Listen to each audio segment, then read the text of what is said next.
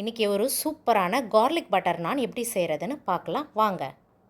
இந்த garlic butter நானுக்கு தேவையான ingredients எல்லாத்தையும் நான் வீடியோவில் மென்ஷன் பண்ணியிருக்கேன்.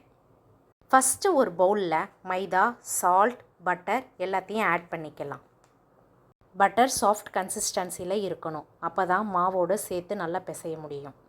மாவோட பட்டரை நல்லா மிக்ஸ் பண்ணதுக்கப்புறம் தேவையான தண்ணியை கொஞ்சம் கொஞ்சமாக ஊற்றி மாவை பிசைய ஸ்டார்ட் பண்ணலாம்.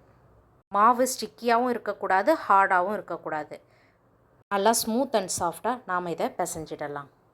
இந்த மாதிரி ஈஸியான ரெசிபீஸ்க்கு மகாமாரியம்மன் தமிழ் குக்கிங் சேனலை மறக்காமல் சப்ஸ்கிரைப் பண்ணுங்கள். ஒரு 5 மினிட்ஸ் மாவை நல்லா பிசைஞ்சதுக்கப்புறம் ஒரு 2 ஸ்பூன் ஆயில் அப்ளை பண்ணி நாம் ஏர்டைட் கண்டெய்னரில் எடுத்து வச்சிடலாம்.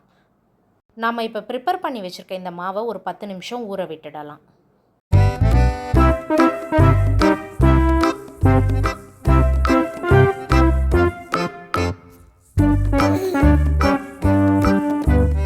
நாம் ப்ரிப்பேர் பண்ணி வச்சுருக்க மாவை 10 மினிட்ஸ்க்கு அப்புறம் சின்ன சின்ன உருண்டைகளை உருட்டிடலாம். இந்த உருண்டைகளில் பட்டர் நானுக்கு உங்களுக்கு பிடிச்ச ஷேப்ஸில் நாம் அதை திரட்டிடலாம். நான் இன்றைக்கி ஓவல் ஷேப்பில் ஒன்றும், நார்மலாக ரவுண்டாக சப்பாத்தி போடுற மாடல் ஒன்றும் செஞ்சு காட்டுறேன்.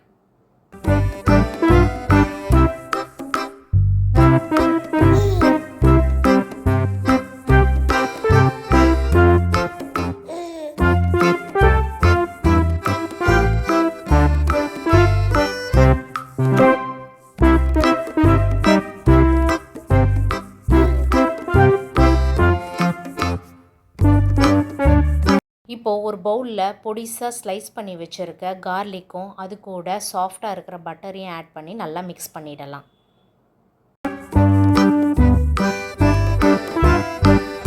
இந்த பட்டர் கார்லிக் மிக்சரை நம்ம ப்ரிப்பேர் பண்ணி வச்சுருக்க நான் மேலே அப்ளை பண்ணிடலாம்.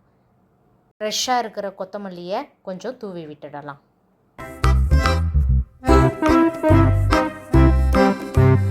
அதுக்கு மேலே கொஞ்சம் எள்ளை தூவி விட்டுடலாம்.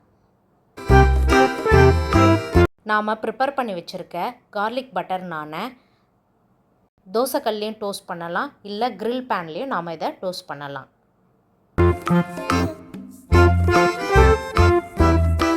ரெண்டு பக்கமும் திருப்பி போட்டு வேக வச்சா சூப்பரான கார்லிக் பட்டர் நான் ரெடி. நீங்களும் உங்கள் வீட்டில் இந்த மாதிரி கார்லிக் பட்டர் நானை ஒன் டைம் ட்ரை பண்ணி பாருங்கள். டேஸ்ட்டு சூப்பராக இருக்கும். Thank you all. Bye.